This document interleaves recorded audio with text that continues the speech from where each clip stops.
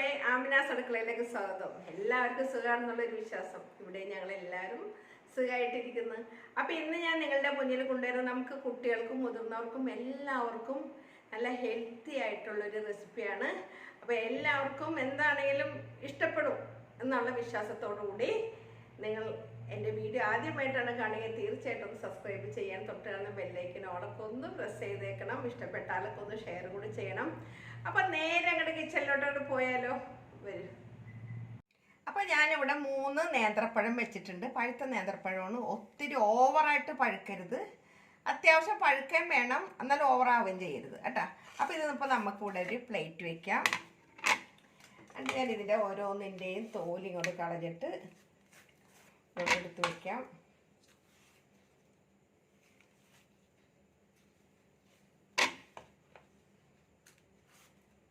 ഇതെല്ലാം ഞാനിതുപോലെ മൂന്നെണ്ണോ ഞാനിതുപോലെ തോല് കളഞ്ഞെടുത്തിട്ടുണ്ട്. കണ്ടില്ലേ, എൻ്റെ മൂടൊന്ന് കളഞ്ഞോട്ടെ.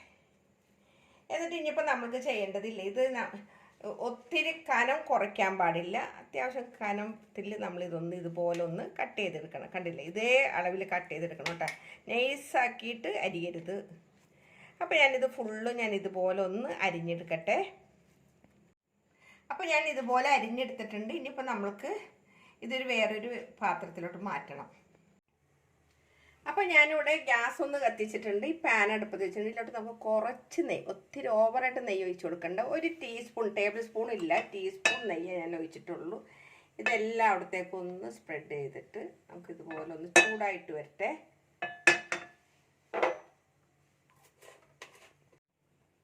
അപ്പം ഞാൻ ഈ പഴനുറുക്ക് ഇതിലോട്ട് അങ്ങോട്ട് ഇട്ട് കൊടുക്കുകയാണ്. എല്ലാം ഞാനിതുപോലെ ഒന്ന് പിറക്കി എല്ലാം അതിലോട്ട് ഇട്ട് കൊടുക്കുകയാണ്.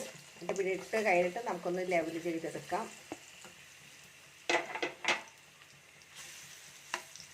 അപ്പോൾ ഇത് ഒത്തിരി അങ്ങോട്ട് മൊരിയരുത്, ഒന്ന് ജസ്റ്റ് ഒന്ന് വാടാനേ പാടുള്ളൂ. അപ്പോൾ ഇതെല്ലാം രണ്ട് വശവും നമുക്ക് ഇതുപോലെ ഒന്ന് ആക്കിയിട്ട് ഒന്ന് വാട്ടിയെടുക്കേണ്ടതാണ്. അപ്പോൾ ഒരു സൈഡ് ഇട്ട് കഴിഞ്ഞിട്ടുണ്ട്. നമുക്കിതൊന്ന് ഒരു എന്താ പറയുക 10 സെക്കൻഡ് കഴിയുമ്പോൾ ഞാനിതൊന്ന് മറിച്ചിടും. അപ്പോൾ ഞാനിതൊന്ന് മറിച്ചിടേണ്. കണ്ടത് ഇതുപോലെ വാടാനേ പാടുള്ളൂ, അല്ലാണ്ട് മൊരിയാൻ നിൽക്കരുത്. അപ്പോൾ ഇതെല്ലാം ഞാനൊന്ന് മറിച്ചിടട്ടെ. അപ്പോൾ എല്ലാ സൈഡും ഇതുപോലെ 2 സൈഡും ഞാൻ ഇതുപോലെ ആക്കിയെടുത്തിട്ടുണ്ട്. ഇനിയിപ്പോൾ ഞാൻ തീ വളരെ സിമ്മിലിട്ടിരിക്കരുത്. ഇത് ഞാൻ ഇതിൽ നിന്നായിട്ട് കോരിയെടുക്കാൻ പോവാണ്. അപ്പോൾ ഇത് ഞാൻ ഫുള്ളൊന്ന് കോരിയെടുക്കട്ടെ കേട്ടോ. ഇതുപോലെ കണ്ട, ഇത്രയും വാടാനേ പാടുള്ളൂ. അപ്പോൾ ഇതെല്ലാം ഞാനൊന്ന് കോരി പാത്രത്തിലോട്ട് അങ്ങോട്ട് ഇട്ട് കൊടുക്കുകയാണ്. കരിഞ്ഞു പോവാൻ പാടില്ല, അതാണ് ഞാൻ പറഞ്ഞത്. അപ്പോൾ ഇത് ഫുള്ളും ഞാൻ കോരിയെടുക്കട്ടെ. അപ്പോൾ ഇത് ഞാൻ കോരി ഇവിടെ മാറ്റി വെച്ചിട്ടുണ്ട്. ആ പാനിൽ തന്നെ ഞാൻ കുറച്ച് ബദാം ഇതുപോലെ തോലൊക്കെ കളഞ്ഞ് അരിഞ്ഞ് വെച്ചതാണ്. ഇത് നമുക്ക് ഇതിലോട്ടാണ് ഇട്ട് കൊടുക്കാം. ഇതൊന്ന് മൊരിഞ്ഞ് വരണം.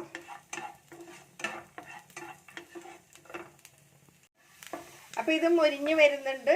ഈ മൊരിഞ്ഞ് വരുന്നതിലേക്ക് നമുക്ക് കുറച്ച് കിസ്മസ് ഞാൻ കഴുകിയതാണ്, അതുകൂടെ ഇതിലോട്ട് ഇട്ട് കൊടുക്കാം. ഇത് നല്ല ബലൂൺ പോലെ ഒന്ന് വീർത്ത് വരട്ടെ. ഇത് രണ്ടും രണ്ടായിട്ട് നിങ്ങൾക്ക് ആക്കിയെടുക്കണേ അങ്ങനെ ചെയ്യാം. ഞാൻ എളുപ്പത്തിന് രണ്ടും ഒരുമിച്ചിട്ടൊന്ന് മാത്രം. അപ്പോൾ രണ്ടും ഒരേപോലെ റെഡി ആയിക്കോളും, അതിന് വേണ്ടിയിട്ടാണ്. അപ്പോൾ ഇതെല്ലാം നല്ലപോലെ ബലൂൺ പോലെ വീർത്തിട്ടുണ്ട് കേട്ടോ നമ്മുടെ ക്രിസ്മസ്. അപ്പോൾ ഇത് നമുക്ക് ഇതിലോട്ട് അങ്ങോട്ട് ഇട്ട് കൊടുക്കാം. എല്ലാം ഇട്ട് കൊടുക്കാം. ഇത് നമുക്ക് വീണ്ടും ഈ പാൻ അടുപ്പത്ത് വെക്കാം. അപ്പോൾ നമ്മളുടെ നെയ്യിൻ്റെ പാത്രത്തിൽ തന്നെ ഞാനൊരു ബൗളിൽ ശർക്കര എടുത്തിട്ടുണ്ട്. ഈ ശർക്കര ഇതിലോട്ട് അങ്ങോട്ട് ഉരുക്കി വെച്ച ശർക്കരയോട്ട് അങ്ങോട്ട് ഒഴിച്ചു കൊടുക്കാം. ഒരു ലേശം വെള്ളം ഒന്ന് എടുത്തോട്ടെ കേട്ടോ. കട്ടിയിലാണ് ഇത് ശർക്കര ഇരിക്കുന്നത്. അപ്പോൾ ലേശം വെള്ളം അങ്ങോട്ട് ചേർത്തതാണ്. ഇതൊന്ന് നല്ല പോലെ ഒന്ന് തിള വരട്ടെ. ഇതിലോട്ട് ഞാൻ 2 ഏലക്ക പൊടിച്ചതാണ്, അത് നമുക്ക് ഇതിലോട്ട് ഇട്ട് കൊടുത്തിട്ടുണ്ട്. അപ്പോൾ ഈ ശർക്കരയിൽ കിടന്നിട്ടൊന്ന് നല്ല പോലെ ഒന്ന് തിള വരുമ്പോൾ ഇനി നമുക്ക് ഇതിൽ ചേർത്ത് കൊടുക്കേണ്ടത് കണ്ടില്ലേ, ഇതുപോലെ അങ്ങോട്ട് ഉരുക്കിയിട്ട് ഇതിലോട്ട് എനിക്ക് ചേർത്ത് കൊടുക്കാനുള്ളത് ഇതേ ഞാൻ ഒരു മുറി തേങ്ങ എടുത്തതാണ്. ഈ തേങ്ങ ഇതിലോട്ടാണ് ഇട്ട് കൊടുക്കണേ. അത്യാവശ്യം വലിപ്പമുള്ള തേങ്ങയായിരുന്നേ.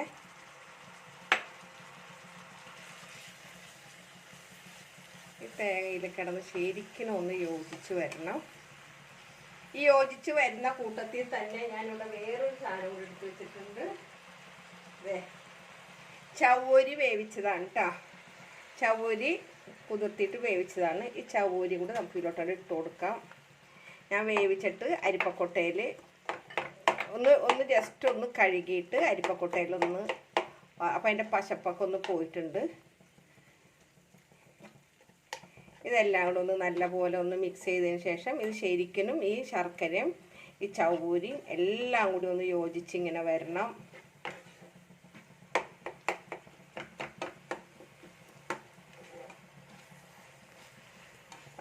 അപ്പോൾ ഈ ശർക്കരയും തേങ്ങയും നമ്മളുടെ ചവ്വരിയും കൂടി ഇത് നല്ലപോലെ യോജിച്ചിട്ടുണ്ട്. ഇതിലോട്ട് നമ്മൾ ജസ്റ്റ് ഒന്ന് വാട്ടിയ നേന്ത്രപ്പഴം ഇതിലോട്ടാണ് ഇട്ട് കൊടുക്കുകയാണ്.